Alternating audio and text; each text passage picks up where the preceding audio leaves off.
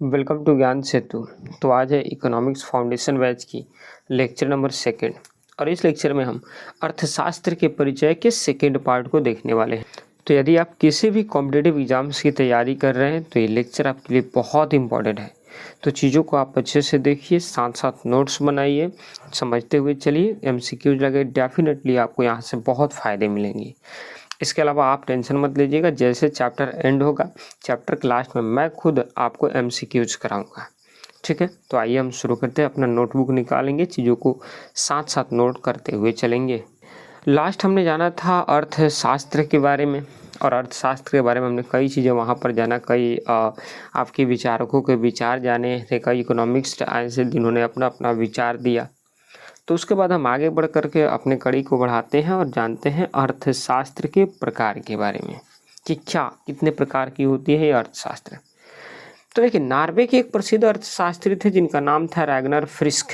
नाम याद रखेंगे, रैगनर फ्रिस्क।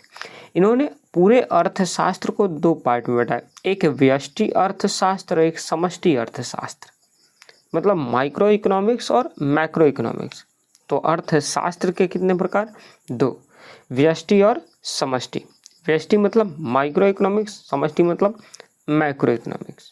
तो फिर बात आती है, फिर मैक्रो इकोनॉमिक्स क्या है, माइक्रो इकोनॉमिक्स क्या है, ये है क्या?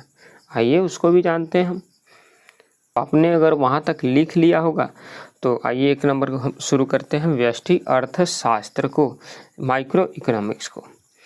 अब माइक्रो इकोनॉमिक्स है क्या? ये माइक्रो इकोनॉमिक्स तो एक ऐसी विचारधारा है जिसमें एक आर्थिक इकाई पहलुओं पर ध्यान दिया जाता है, यानी अध्ययन किया जाता है। यानी व्यष्टि अर्थशास्त्र में केवल एक आर्थिक इकाई या आर्थिक क्रियाओं का अध्ययन किया जाता है। इसको कीमत सिद्धांत भी कहा जाता है। बहुत इंपॉर्टेंट है प्राइस थ्योरी, कि व्यष्टि अर्थशास्त्र को ही प्राइस थ्योरी कहा जाता है। मतलब ये किसी एक पर्टिकुलर इकाई पर, एक पर्टिकुलर यूनिट पर ये ध्यान अध्ययन किया जाता है। जैसे अगर हम आपसे नॉर्मली बात करते हैं पोवर्टी, तो पोवर्टी जब भी अगर हम कह रहे हैं आपसे, तो पोवर्टी कितने का है? देश का हो सकता है, लोगों का हो सकता है, बहुत तो लार्ज अमाउंट में है। लेकिन हम कह रहे हैं किसी एक पर्टिकुलर चीज़ों के ऊपर पोवर्टी, तो ये हमारी व्यष्टि अर्थशास्त्र हो गई। हम नेशनल इनकम निकालते हैं, राष्ट्रीय आय निकालते हैं, लेकिन राष्ट्रीय आय निकालते हैं तो कैसा निकालते हैं? पूरे एकदम से, मतलब पूरे लोग देश का निकालते हैं। लेकिन अगर किसी का पर कैपिटा इनकम निकालें तो ये तो किसी एक आदमी का पर्टिकुलर हुआ ना, तो ये होगा व्यष्टि अर्थशास्त्र। जैसे इसके उदाहरण में आपकी व्यक्तिगत गृहस्थ होगा, कोई इंडिविजुअल हाउस होल्ड की काम कर रहा है तो व्यष्टि अर्थशास्त्र है। कोई इंडिविजुअल फर्म का काम कर रहा है, व्यक्तिगत फर्म का काम कर रहा है, वो आपकी माइक्रो इकोनॉमिक्स है। कोई इंडिविजुअल इंडस्ट्रीज लगाया है अकेला अपना खुद से, तो आपकी व्यष्टि अर्थशास्त्र है। तो व्यष्टि अर्थशास्त्र है कि एक पर्टिकुलर व्यक्ति के ऊपर ध्यान दिया जाता है, उसके बारे में अध्ययन किया जाता है, उसको व्यष्टि अर्थशास्त्र या माइक्रो इकोनॉमिक्स कहा जाता है। ठीक, आई होप आपको इसे प्राइस थ्योरी भी कहा जाता है। आई होप आपको व्यष्टि अर्थशास्त्र समझ में आ गया। अब आइए हम समष्टि अर्थशास्त्र को समझते हैं। तो अब हम बात करते हैं समष्टि अर्थशास्त्र। व्यष्टि में हमने क्या बताया, किसी एक पर्टिकुलर व्यक्ति के अर्थव्यवस्था के, उसके इकोनॉमिक कंडीशन के बारे में हम स्टडी करते हैं। परंतु समष्टि अर्थशास्त्र में एकदम संपूर्ण अर्थव्यवस्था का अध्ययन करते हैं। तो समष्टि अर्थशास्त्र में संपूर्ण अर्थव्यवस्था के आर्थिक स्तरों का अध्ययन किया जाता है। जैसे राष्ट्रीय आय को जानिए, ये एक समष्टि अर्थशास्त्र हुआ, क्योंकि पूरे देश की राष्ट्रीय आय जान रहे हैं। बेरोजगारी, पूरे युवाओं की बेरोजगारी को इसमें नाप रहे एक बार में, तो ये समष्टि अर्थशास्त्र। कोई पोवर्टी है, पूरे लोगों की पोवर्टी की बात कर रहे हैं, तो ये समष्टि है। इन्फ्लेशन पूरे देश की इन्फ्लेशन हो जाती है, तो ये समष्टि अर्थशास्त्र है। तो आई होप आपको व्यष्टि अर्थशास्त्र और समष्टि अर्थशास्त्र में क्या डिफरेंस है, what is the difference between micro economics and macro economics, we are all the topic were understand by you. Okay, चलिए आइए हम नेक्स्ट चलते हैं। तो हमने अभी क्या पढ़ा उसको थोड़ा सा एक रिकॉल कर लेते हैं कि अर्थशास्त्र में व्यष्टि अर्थशास्त्र और समष्टि अर्थशास्त्र। व्यष्टि अर्थशास्त्र में एक आर्थिक इकाई का अध्ययन किया था, जबकि इसमें संपूर्ण अर्थव्यवस्था का अध्ययन किया था। इसको कीमत सिद्धांत बोलते हैं, इसको बृहद नीतिगत सामूहिक सिद्धांत बोलते हैं। जैसे उदाहरण व्यक्तिगत गृहस्थ और व्यक्तिगत फर्म, व्यक्तिगत उद्योग, ये उसके उदाहरण है। राष्ट्रीय आय, बेरोजगारी, निर्धनता, मुद्रास्फीति, ये इसके उदाहरण हैं। तो आई होप आपको इतनी चीज़ें क्लियर हो गई। ठीक, अब आइए आगे बढ़ते हैं। चलिए, तो हमने अब तक जाना है अर्थशास्त्र के बारे में, अब हम जानते हैं अर्थव्यवस्था के बारे में। तो अर्थव्यवस्था क्या होती है? अर्थशास्त्र और अर्थव्यवस्था बहुत अलग है, बहुत डिफरेंस है इसमें। वो एक शास्त्र है जिसमें हम इकोनॉमी के बारे में पढ़ते हैं, लेकिन व्यवस्था क्या, एक व्यवस्था बनाएगी कि कैसे आपको इकोनॉमिक्स को अप्लाई करना है, तो वो लिखा है, लेकिन अर्थव्यवस्था के तहत इसको हम अप्लाई करेंगे। तो अर्थव्यवस्था का अर्थ है उस व्यवस्था या संगठन से है जिसके अंतर्गत सभी नागरिक अपने आर्थिक क्रियाकलाप, जीविकोपार्जन अर्थात आवश्यकताओं की पूर्ति करते हैं, उसको अर्थव्यवस्था कहते हैं। या फिर अगर कहे तो यह ढांचा समाज के व्यक्तियों को काम करने के अवसर प्रदान करते हैं ताकि वे अपनी दैनिक जरूरतों को पूरा कर सकें। क्योंकि वो तो शास्त्र तो बता रहा था, लेकिन वास्तविकता में हम अप्लाई करेंगे तो कोई ना कोई व्यवस्था करना होगा। अब जब व्यवस्था करेंगे तो वहीं हमारा कहलाएगा क्या, अर्थव्यवस्था। तो डेफिनेशन क्लियर। अब आइए जानते हैं अर्थव्यवस्था के प्रकार के बारे में। तो अगला हेडिंग लगाइए, अर्थव्यवस्था के प्रकार। ठीक, आएंगे तो अर्थव्यवस्था के प्रकार की बात करते हैं तो वो इसके संसाधनों के स्वामित्व के आधार पर अर्थव्यवस्था को 3 प्रकार से बांटा गया है। हालांकि और भी कई प्रकार हम आगे डिस्कस करेंगे, लेकिन अभी जानिए कि संसाधनों के स्वामित्व के आधार पर अर्थव्यवस्था को 3 पार्ट में बांटा गया।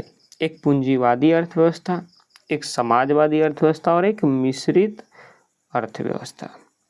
तो हम यहाँ पर बात करेंगे कि पूंजीवादी अर्थव्यवस्था क्या है, क्या इसके लक्षण हैं, समाजवादी अर्थव्यवस्था क्या है, मिश्रित अर्थव्यवस्था क्या है। फिर भारत के सेंस में हम बात करेंगे कि भारत में किस प्रकार की अर्थव्यवस्था है, किस प्रकार की अर्थव्यवस्था, अगर वो अर्थव्यवस्था है तो फिर क्यों है।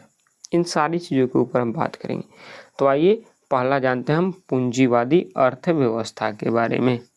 तो पहला हेडिंग लगाइए, पूंजीवादी अर्थव्यवस्था। ध्यान देंगे, इसे बाजार अर्थव्यवस्था भी कहा जाता है या फिर स्वतंत्र अर्थव्यवस्था भी कहा जाता है। पहला पॉइंट तो ध्यान में रखिएगा। अब होता क्या है बाजार अर्थव्यवस्था, इसमें आर्थिक क्रियाओं को बाजार शक्तियों के अधीन स्वतंत्र छोड़ दिया जाता है, सरकार का कोई हस्तक्षेप नहीं होता है पूंजीवादी अर्थव्यवस्था में। तो इसको बोल सकते हैं कि एक ऐसी अर्थव्यवस्था जो कि स्वतंत्र हो या बाजार अर्थव्यवस्था हो, सरकार का उसमें कोई हस्तक्षेप नहीं हो, वे अपनी योग्यता के अनुसार चीज़ों का उत्पादन कर सकेंगे, बेच सकेंगे, अपना कीमत खुद तय कर सकेंगे। तो इस प्रकार की अर्थव्यवस्था कहलाती है पूंजीवादी अर्थव्यवस्था, कि जहाँ पर दूसरा इसकी विशेषता है संपूर्ण कि इसे बाजार अर्थव्यवस्था या स्वतंत्र अर्थव्यवस्था कहते हैं। आर्थिक क्रियाओं को बाजार अर्थव्यवस्था की शक्तियों के अधीन स्वतंत्र छोड़ दिया जाता है, अर्थात सरकार का इसमें कोई हस्तक्षेप नहीं होता है। लोगों को निजी संपत्ति रखने तथा उसको स्वेच्छा से उपयोग करने का पूर्ण अधिकार प्राप्त होता है, जिसकी रक्षा सरकार करती है। यानी कोई भी अपना निजी संपत्ति रख सकते हैं। तीसरी इसमें विशेषता ये हो गई कि कोई भी व्यक्ति अपनी निजी संपत्ति अपनी स्वेच्छा से रख सकता है, उसका उपयोग कर सकता है। बाजार में मांग और पूर्ति शक्तियों द्वारा बिना किसी बाहरी हस्तक्षेप के तय होती है। कोई भी मांग हो या फिर कोई भी कुछ चीज़ें हो, वो सब लोग अपनी स्वेच्छा से तय करते हैं, इसमें सरकार का कोई इन्वॉल्वमेंट नहीं होता है। नहीं तो सरकार अगर इन्वॉल्व रहेंगी तो चीज़ों को एक लिमिट तौर पर वो आपकी वितरण करेंगी, तो अपना खुद से मूल्य तय करेंगी, परंतु पूंजीवादी अर्थव्यवस्था में सरकार का कोई हस्तक्षेप नहीं होता है। उत्पादन का इसमें मुख्य उद्देश्य होता है ज़्यादा से ज़्यादा लाभ कमाना और प्रतिस्पर्धा बनाए रखना, कंपटीशन बनाए रखना पूंजीवादी अर्थव्यवस्था का मुख्य उद्देश्य है। तो आई होप इतने सारे आपको गुण समझ में आया है। ये पूंजीवादी अर्थव्यवस्था के गुण हैं। पूंजीवादी अर्थव्यवस्था के जनक कहा जाता है एडम स्मिथ को, जिन्होंने अहस्तक्षेप या लेसेस फेयर का सिद्धांत का समर्थन किया था। और आज वर्तमान में ये अमेरिका में, ब्रिटेन में, जापान, कनाडा इत्यादि देशों में पूंजीवादी अर्थव्यवस्था चल रही है। तो इतनी चीज़ें कंप्लीट हुई। आइए आगे बढ़ते हैं समाजवादी अर्थव्यवस्था के ऊपर। तो दूसरी हमारी अर्थव्यवस्था है समाजवादी अर्थव्यवस्था। पूंजीवादी अर्थव्यवस्था की गंभीर विसंगतियों के समाधान हेतु समाजवाद की आधुनिक विचारधारा का उद्भव हुआ। उसमें हमने बताया था कि जितने भी संसाधन होते हैं उस पर किसका स्वामित्व होता है, पूंजीपति वर्गों का। परंतु यहाँ पर संसाधनों पर स्वामित्व होता है सरकार का या फिर समाज का। तो एक ऐसी अर्थव्यवस्था जिसमें संसाधन के जितने भी साधन हैं उन सब पर किनका स्वामित्व हो, तो सरकार का स्वामित्व हो, उसको बोलते हैं समाजवादी अर्थव्यवस्था। उस पूंजीवादी अर्थव्यवस्था का मेन उद्देश्य था ज़्यादा से ज़्यादा प्रॉफिट कमाना, परंतु इसका मेन उद्देश्य होता है सामाजिक कल्याण, सोशल वेलफेयर को सुनिश्चित करना। ये समाज में आर्थिक न्याय और समाज में अवसरों की समता प्राप्त कराती है। इसे केंद्रीकृत नियोजित अर्थव्यवस्था या फिर सेंट्रली प्लान्ड इकोनॉमी भी कहा जाता है, क्योंकि यह योजना निर्धारण केंद्र द्वारा शुरू होता है। सरकार ही इसके सब कुछ करती है, कोई इसमें आपकी कंपटीशन नहीं है, कोई चीज़ें नहीं है। जो भी मूल्य है वो सरकार खुद तय करेंगी।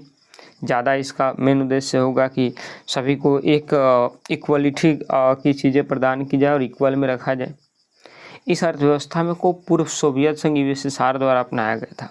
आपको हम एक अलग से टॉपिक पढ़ाएंगे रशियन रेवोल्यूशन के बारे में, तो वहाँ पर से आपको समझ में आएगा उस रेवोल्यूशन के बारे में। अपने हालांकि 9th या फिर 10th में ये चैप्टर पढ़े होंगे रशियन रेवोल्यूशन, नहीं भी पढ़े होंगे तो टेंशन मत लीजिएगा, किसी दिन वो वीडियो मेरे चैनल पर आएगी, आप एक बार देखिएगा किस तरह से समाजवाद का या साम्यवाद का जन्म हुआ यहाँ पर। तो आई होप आपको समाजवाद क्लियर हो गया। आइए हम तीसरी अर्थव्यवस्था की तरफ चलते हैं। हमारी तीसरी अर्थव्यवस्था है मिश्रित अर्थव्यवस्था।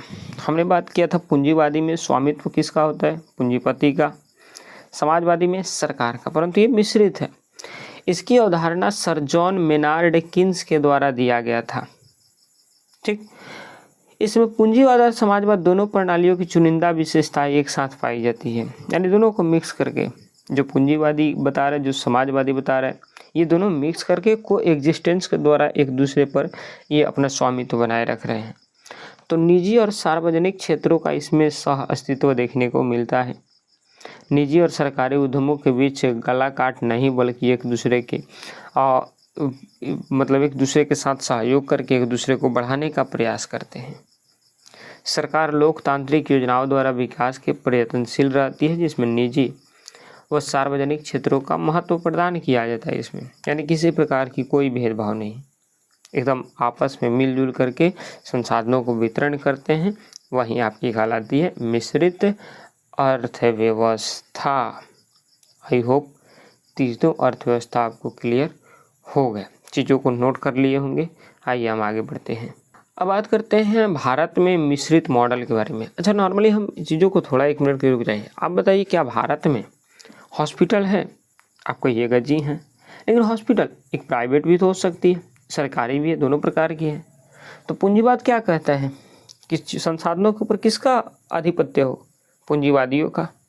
समाजवाद किसका कहता है, समाजवाद सरकार का अधिकार हो। लेकिन हमारे देश में सरकार भी है और पूंजीपति भी, अर्थात हम किस मॉडल को अपना रहे हैं? तो आपका आंसर होगा मिक्स्ड इकोनॉमी को हम लोग अपना रहे हैं। तो भारतीय अर्थव्यवस्था मिश्रित अर्थव्यवस्था दुनिया में सबसे सुंदर और व्यवहारिक उदाहरण है। भारत ने स्वतंत्रता के बाद न तो सोवियत संघ की तरफ पूरा नियंत्रण अपनाया और न ही अमेरिका की तरफ पूरे बाजार को खुला छोड़ दिया। जैसे कि टाटा, रिलायंस जैसी निजी कंपनियां भी स्वतंत्र रूप से कार्य करती रही और रेलवे, परमाणु ऊर्जा जैसे सार्वजनिक क्षेत्र देश की सेवा में लगे रहे। देश की आर्थिक नियोजन सार्वजनिक कल्याण के साथ साथ निजी विकास दोनों को समान रूप से इसमें पोषित किया गया। ठीक, इसके बाद स्वतंत्रता प्राप्ति के पश्चात हम लोगों ने मिक्स्ड इकोनॉमी को अपना लिया। इसके पीछे कई कारण थे। जैसे पहला कारण, स्वतंत्रता के समय भारत के निजी क्षेत्रीय ढांचागत रूप से इतना मजबूत नहीं था कि वह अकेले एक विशाल राष्ट्र खड़ा कर सकेगा। उतना हमारे पास था ही नहीं कि हम अकेला पूंजीवाद की तरफ चल जाए या समाजवाद की तरफ चल जाए। तो हमारे सामने एक बहुत बड़ी चुनौती थी, जिन चुनौती को आपके पंडित नेहरू के द्वारा और अन्य सारे वरिष्ठ नेताओं के द्वारा सामना किया गया और अंततः यही डिसीजन लिया गया कि न तो पूंजीवाद की तरफ जाएंगे न समाजवाद की तरफ, बल्कि एक अपना अलग बना लेंगे और वो मिश्रित अर्थव्यवस्था को अपनाएं। फिर तत्कालीन परिस्थितियों में भी ऐसी व्यवस्था नहीं थी कि पूरे समाजवादी व्यवस्था के रूप निर्माण कर सके। न तो पूंजीवाद की तरफ जाने का हमारा उतना ज़्यादा इकोनॉमी था, ना ही समाजवाद की तरफ जाने का। इसके बाद उस कालखंड में राष्ट्र के पास पूंजी की काफ़ी ज़्यादा कमी थी, अतः कोई कट्टर जो चीज़ें थी उसको भी अपना पाना पॉसिबल नहीं था। और इन्हीं कारणों से हमको अंततः समझ में आया कि नहीं, हमको मिश्रित अर्थव्यवस्था अपना लेना चाहिए। आप पढ़िएगा इसको पूरे को लिख करके, समझ में आएगा। और इस प्रकार से हम लोग ना मिश्रित की ना पूंजीवाद की तरफ है ना समाजवाद की तरफ, बल्कि बीच में ही रह करके हमने अपना खुद का एक नया बनाया जिसको बोलते हैं मिश्रित अर्थव्यवस्था। तो आइए थोड़ा समझ लेते हैं एक बार में। हमने पूंजीवाद, अर्थव्यवस्था, समाजवाद और मिश्रित के बारे में बताया। तो पूंजीवाद में निजी व्यक्तियों का स्वामित्व होता है, समाजवाद में सरकार का स्वामित्व होता है, परंतु इसमें निजी और सरकार दोनों का स्वामित्व होता है। इसमें अधिकता मेन उद्देश्य होता है अधिक से अधिक लाभ कमाना, इसका मेन उद्देश्य होता है सामाजिक कल्याण करना। लेकिन मिश्रित का लाभार्जन भी करना और सामाजिक न्याय भी करना। कीमत निर्धारण, तो पूंजीवाद में कीमत निर्धारण खुद लोग करते हैं, वहाँ की मांग आपूर्ति के आधार पर होती है। समाजवादी में सरकार द्वारा कीमत निर्धारण की जाती है, जबकि मिश्रित में बाजार नियंत्रण और सरकार की निगरानी दोनों के द्वारा आपकी कीमत निर्धारण होती है। प्रतियोगिता स्तर, पूंजीवाद में प्रतियोगिता बहुत ज़्यादा है, समाजवाद में प्रतियोगिता का अभाव है, मिश्रित अर्थव्यवस्था में प्रतियोगिता एकदम से कंट्रोल्ड है। इसके प्रमुख उदाहरण में पूंजीवाद के अमेरिका, ब्रिटेन, जापान, कनाडा है। इसके प्रमुख उदाहरण में यूएसएसआर, चीन, अन्य सारे देश हैं। और मिश्रित में सबसे उत्कृष्ट हमारा भारत है। तो आई होप आपको अर्थव्यवस्था के तीनों प्रकार समझ में आया। ठीक, तो आज की क्लास हम यहीं पर एंड करेंगे। कल हम अर्थव्यवस्था की और आधार को लेकर के कई प्रकार को हम जानेंगे। तो मिलेंगे आपसे एक और नई वीडियो में, तब तक के लिए जय हिंद, जय भारत।